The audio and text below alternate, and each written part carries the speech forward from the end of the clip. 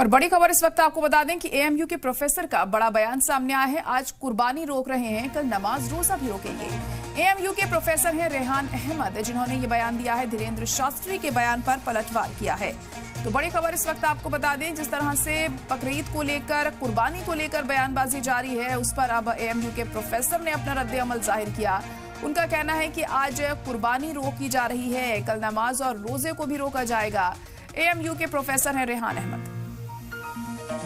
बाजी है, अगर आप कल बयान ये कर दे कि साहब आप नमाज मत पढ़ो, आपको साहब ये जीव हत्या है, ये मासूमों का कत्ल है, तो ऐसा थोड़ी है। परहेज उन चीजों से होना चाहिए जो चीज सरकार की तरफ से बैन है, जो किसी की आस्था से जिसका ताल्लुक है।